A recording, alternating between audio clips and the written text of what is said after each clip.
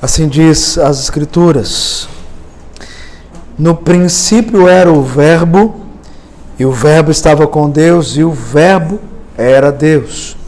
Ele estava no princípio com Deus, e todas as coisas foram feitas por intermédio dele, e sem ele, nada do que foi feito se fez. A vida estava nele, e a vida era a luz dos homens. A luz resplandece nas trevas, e as trevas não prevaleceram contra ela. Oremos mais uma vez. Pai querido, tua palavra foi lida. Nela queremos entender aonde devemos nos encontrar, aonde nós devemos estar, diante daquele que é o Verbo vivo.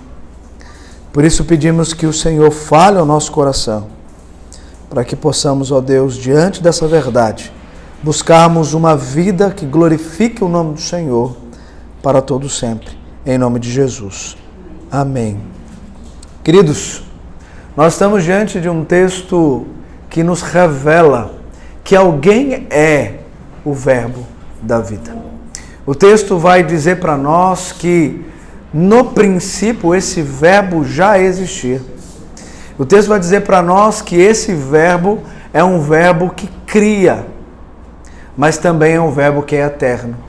Mas além disso, de criar e ser eterno, é um Verbo que é luz e que é vida. O texto vai nos ensinar hoje a respeito de um Verbo vivo, que ele é eterno, que ele é criador, que ele é vida e que ele é luz. Mas para entendermos essa realidade descrita aqui pelo evangelista João, nós devemos entender por que ele escreve essas palavras e inicia o seu evangelho assim.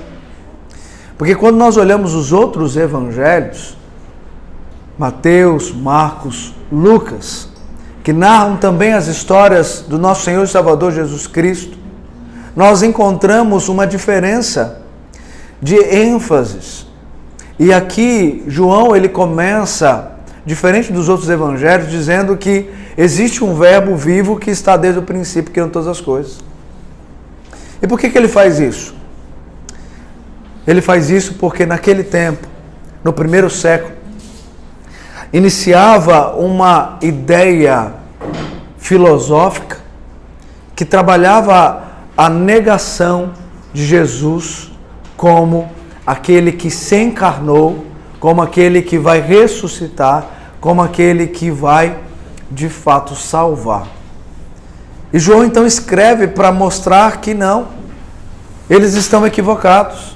Esse Jesus, de fato, ele é real, ele é verdadeiro. Sabe por quê? Porque ele não foi criado, ele é eterno.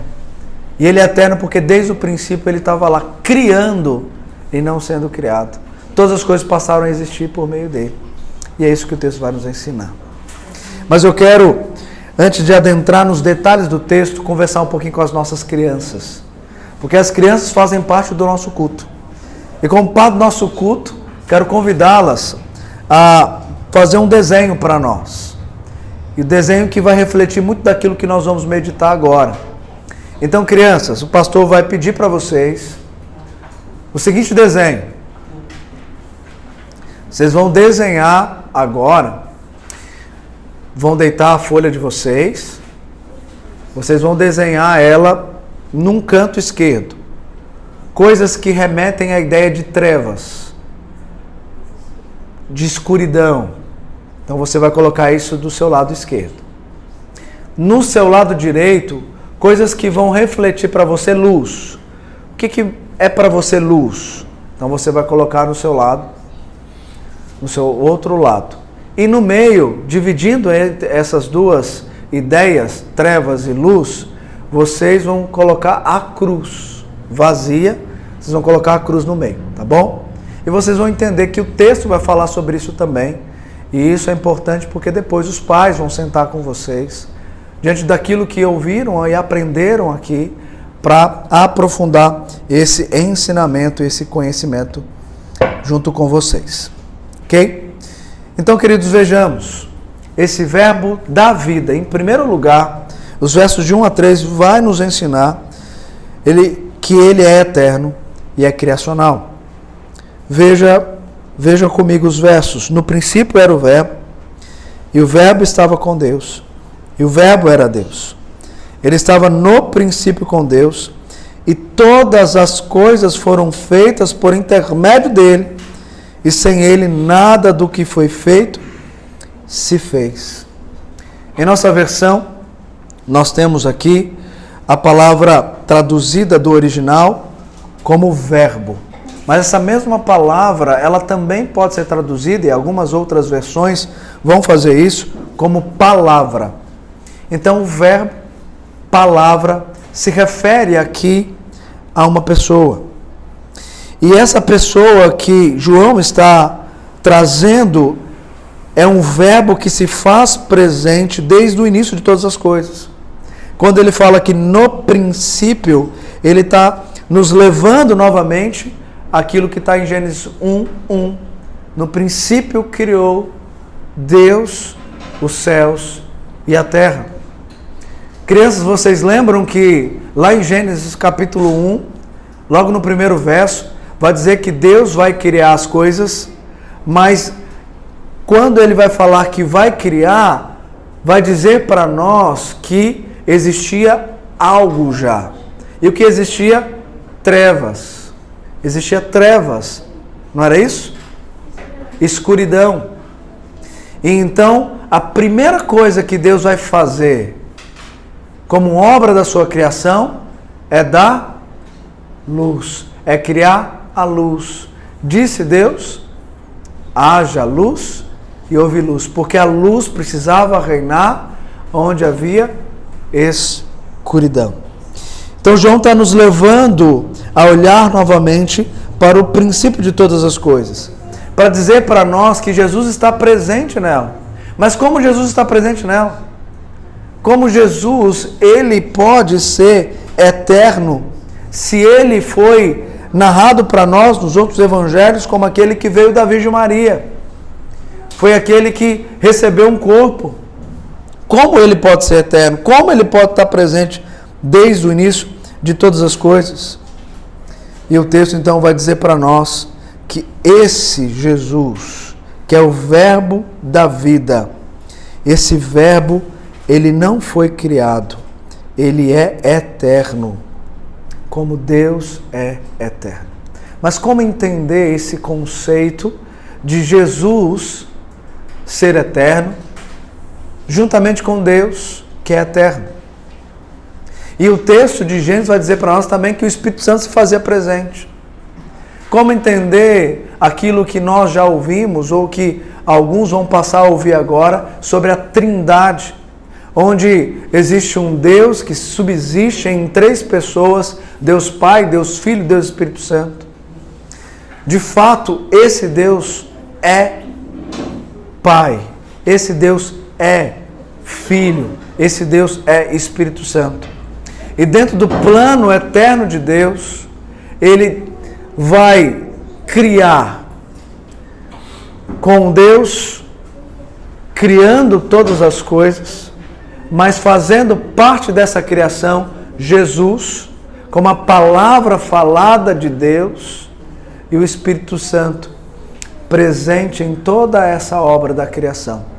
Então, quando Gênesis vai dizer para nós que Deus fala e as coisas passam a existir, ele está se referindo a esse logos, a essa palavra, a esse verbo aqui de João.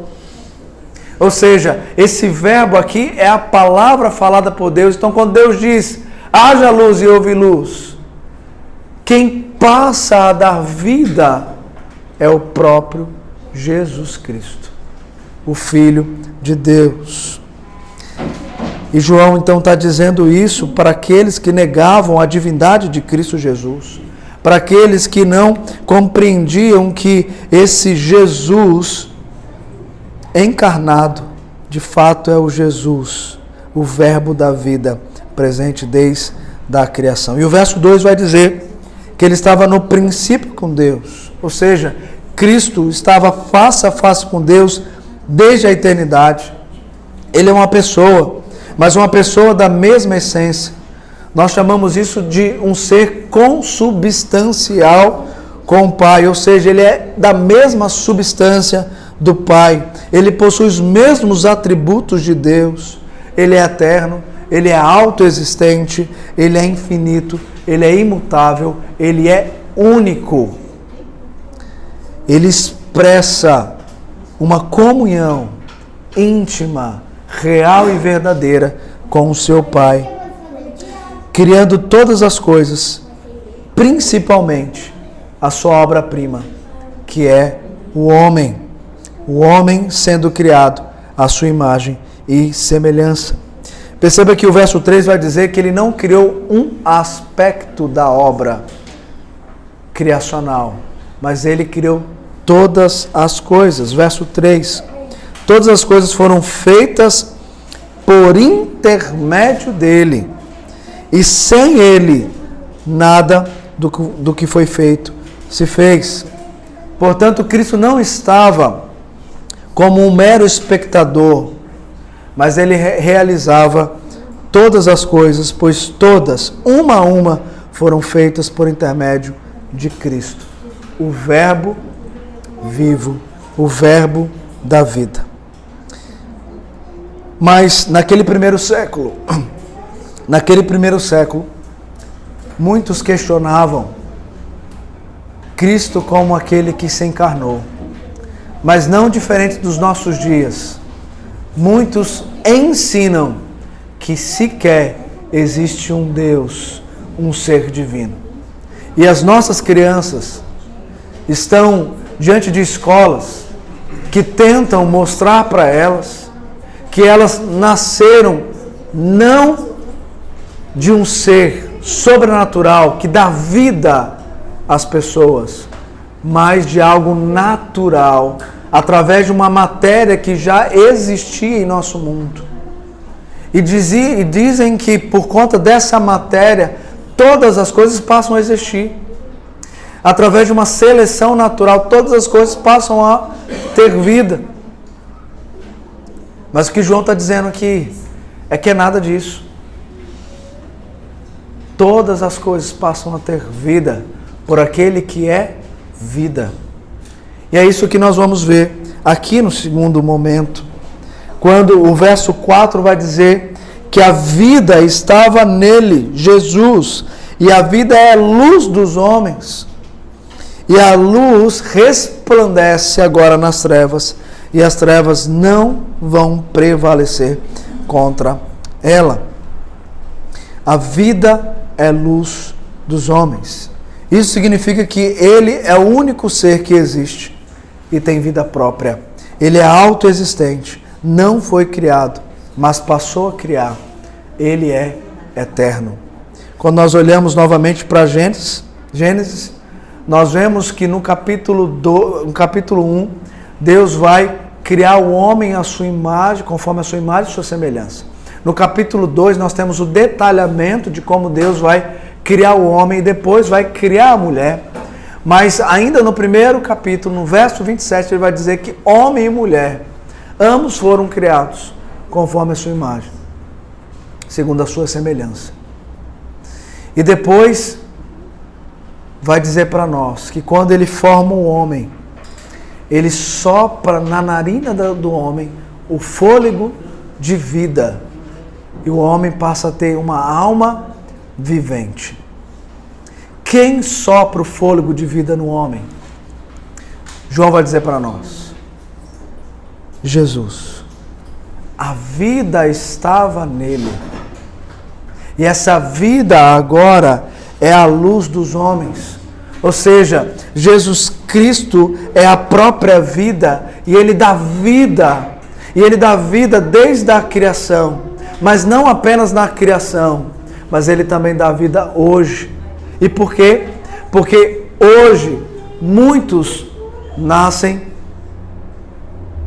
mortos em seus delitos e pecados. Já nascem com um coração corrompido. Já nascem com desejos maus. já nascem sem sequer almejar ser bom ou fazer algo bom neste mundo que ele vive. E o texto então vai dizer para nós que esse Jesus que é luz, ele é vida que vai clarear novamente vidas quando na morte e na sua ressurreição ele vai garantir salvação no coração daqueles que o Pai chamou antes da fundação do mundo para serem seus filhos. João está dizendo para nós que esse que dá vida desde a fundação do mundo é aquele que dá uma nova vida para aqueles que serão salvos por ele, por intermédio da obra da cruz do Calvário. Esse Jesus que teve que nascer, assumindo a forma humana, ele já era eterno e divino. E quando ele assume a forma humana, ele não perde o que ele já é. Ele só passa a ser aquele que vai completar uma obra que o Pai determinou que ele cumprisse, ao vir ao mundo para resgatar um povo perdido por conta do pecado dos nossos primeiros pais. Jesus assume a forma humana, mas ele é verdadeiramente Deus, ele é verdadeiramente homem, mas ele precisou assumir a forma humana, porque se ele não fizesse isso, não haveria resgate. Porque desde o Antigo Testamento Deus está anunciando por meio dos profetas, por meio dos sacrifícios, que alguém passaria por um sacrifício, e esse sacrifício que ele passaria seria um sacrifício suficiente para perdoar o pecado de todos aqueles que confessassem Jesus como o suficiente Salvador de suas vidas. E João está dizendo que esse aqui é o Verbo vivo, que desceu dos céus, assumiu a forma humana, para a semelhança de homens, morrer e ser um substituto do homem, porque o homem não conseguiria pagar o alto preço que a cruz exigia, o alto preço que Deus exigiu quando o homem pecou. Somente um homem perfeito, conhecido como o Cordeiro de Deus que tira o pecado do mundo, sem pecado, poderia nos substituir na cruz do Calvário. E esse foi o Verbo da vida. Querido, João está nos chamando para a realidade de que Jesus não é apenas um conto histórico. Não é um homem que muitos querem apenas conhecer como um líder ou como alguém que tem características interessantes para nós buscarmos ser alguém nesta vida. Jesus, ele é o Criador de todas as coisas, junto ao Pai. Jesus é prometido por Deus como aquele que viria a assumir a forma humana para poder resgatar um povo que será agora conhecido como um povo seu.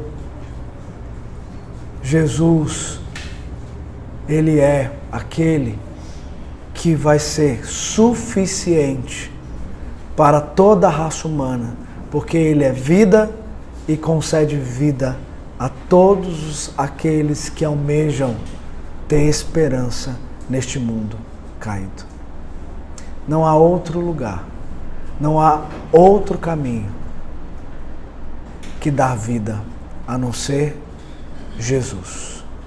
Ele é o caminho, a verdade e a vida.